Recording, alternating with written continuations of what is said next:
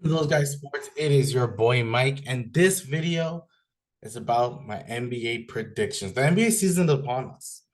It's coming, it's here. I'm very excited. We already got the news that Bradley Beal will most likely not play in tonight's game, which is unfortunate. But I think this is what the Phoenix Suns are probably going to do. They're probably just going to let one of those guys rest for most of it. Maybe for some games, have all three of them play. But when you have the luxury of having a Bradley Beal, a Devin Booker, and a Kevin Durant, it makes it much easier to do all that. But before I continue, make sure you like and subscribe, comment, do all that. The NBA season's upon us. I love it. So I'm doing some predictions. Some of them may be bold, some of them may not be. I have 15 of them. So let's just hear me out for some of them. Like some of them could be incredibly too bold. Some of them could be like, this is not bold. This is regular. This is right. Saying Denver Nuggets gonna win the title. That's a regular. It's not a bold prediction, but just hear me out. My 15th, because there's 15 of these, is I believe the Detroit Pistons are gonna go big name hunting when that not for free agency because free agency passed, okay? For that trade deadline. I can see them going big name hunting because I don't believe they'll believe that they can get a big name in free agency. So I think they're going to push their timeline a little closer. They're like, hey, we didn't sign Monty Williams for nothing. We have Cade Cunningham. We have a bunch of bigs on this team. Why not see what assets we can get? So I would look out for certain names for the Detroit Pistons. A name that I'm going to throw out there, Zach LaVine. They can re-sign him, sign him to a big contract after he gets traded. The Bulls, I may talk about that, I may not. We'll see.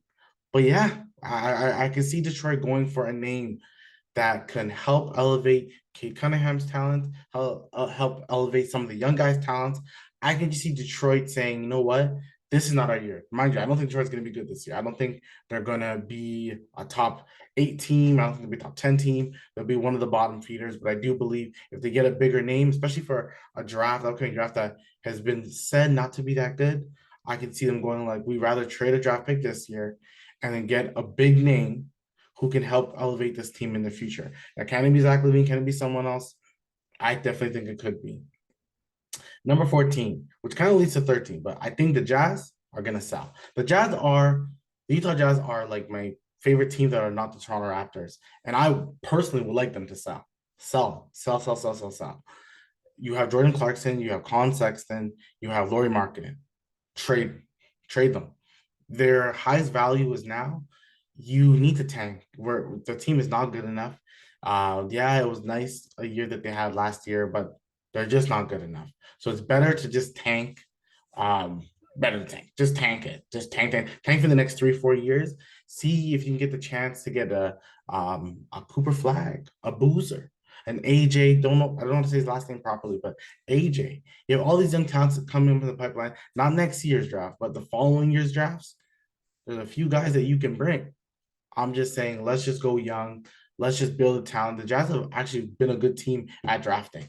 They're the same team that drafted Donovan Mitchell, the same team that drafted Darren Williams. You know, that this is a good team. They got good guys back in the day in Boozer, Kurylenko, Okur. The Jazz are a good team, and they've always been a good team.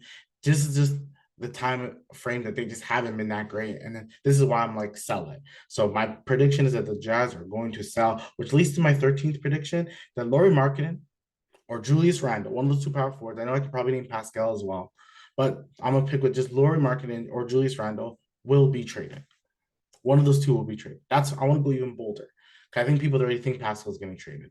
The more bolder thought is that a guy who won most improved in Lauri Markkanen just last season is going to get traded.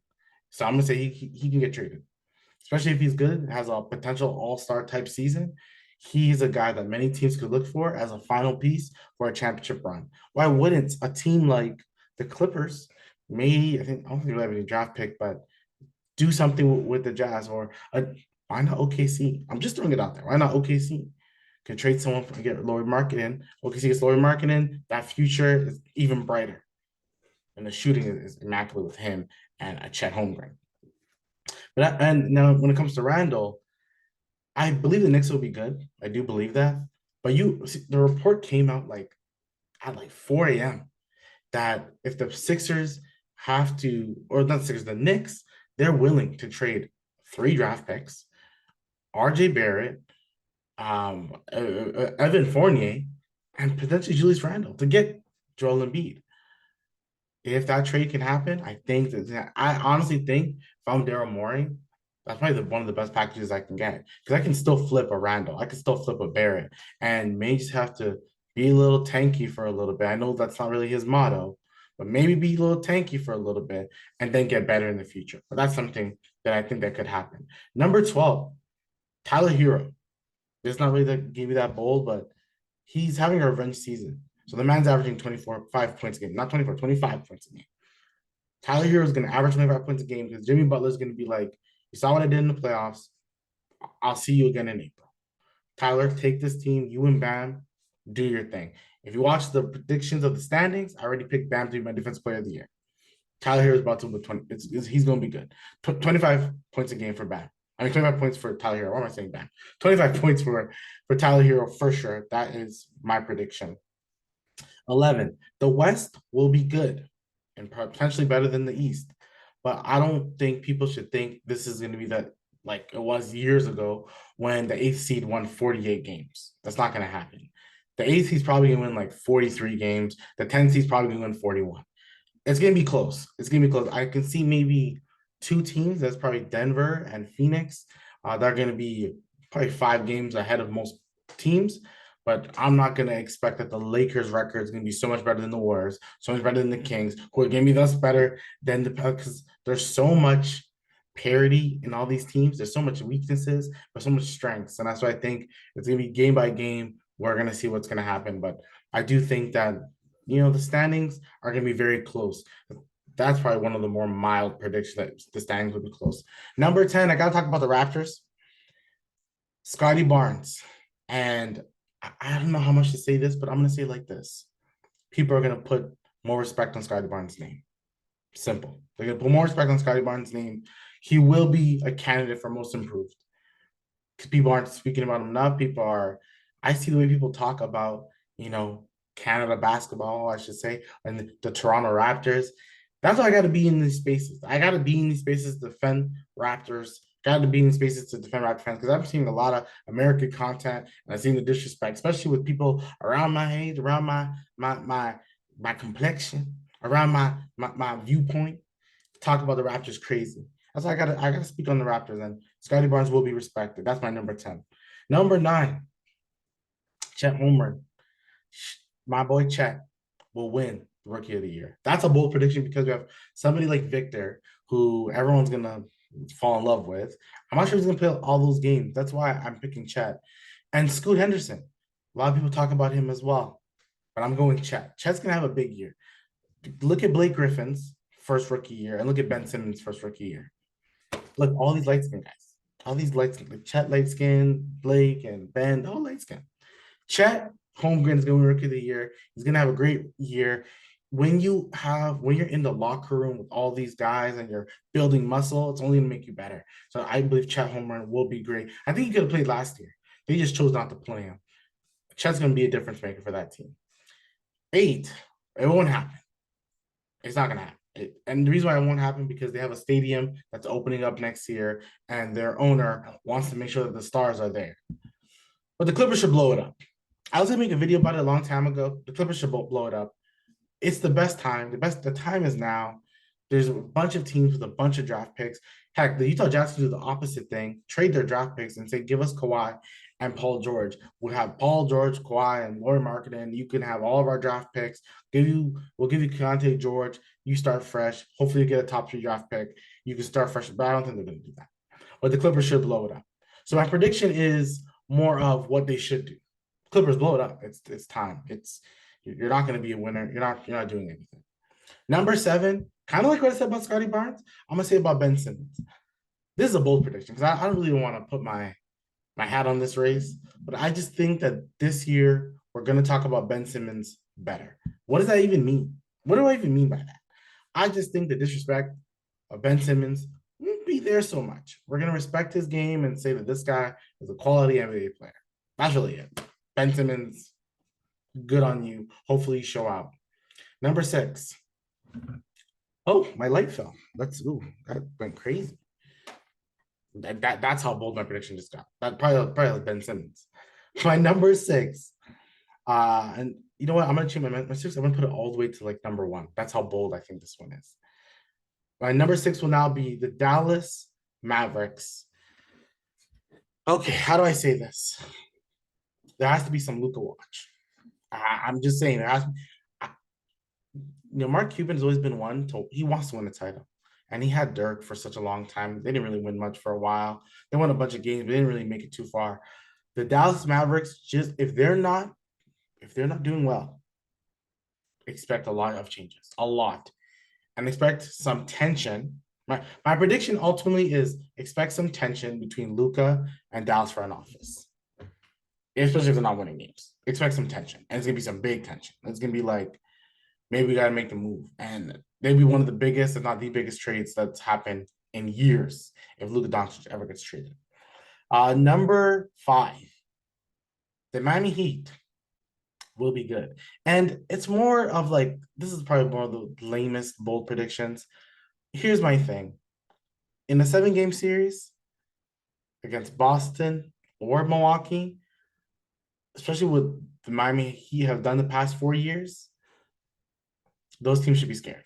Those teams should be scared of them because their starting unit at the end of the day, Kyle's older. I would never say he's washed up, but he's older, still smarter than most of the players on the court. Then you got Tyler Hero, who I said the man's averaging 25 points a game. Bam, who I predict to be the defensive player of the year, and you got Jimmy Butler. I believe that. And you still got Duncan Robinson, still got Caleb Martin. One of those, I believe people are talking about, oh, they lost some guys, lost Gabe Vincent and Max Strus. You weren't talking about these guys before. So to act like now all of a sudden these are the guys that are going to lead them to a championship, relax. It's not going to happen. But yeah, Miami's going to be good. They're just going to be a threat. They're going to be a threat. And I'm from Milwaukee and Boston. I'm trying to avoid them. Number 4, the Cavs.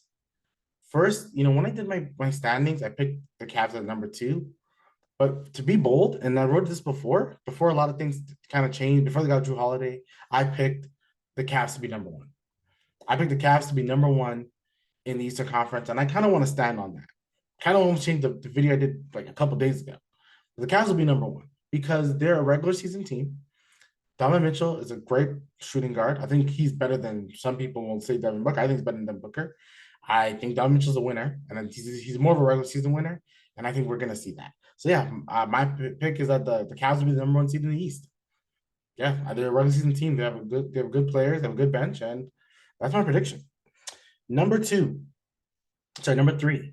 The Philadelphia 76ers will not make it past the first round. That's a bold prediction. That's a bold prediction. Because Joel Embiid could be a candidate for MVP this season. Tyrese Maxey was my most improved player of the year. But I do not think the Philadelphia 76ers will make it past the first round.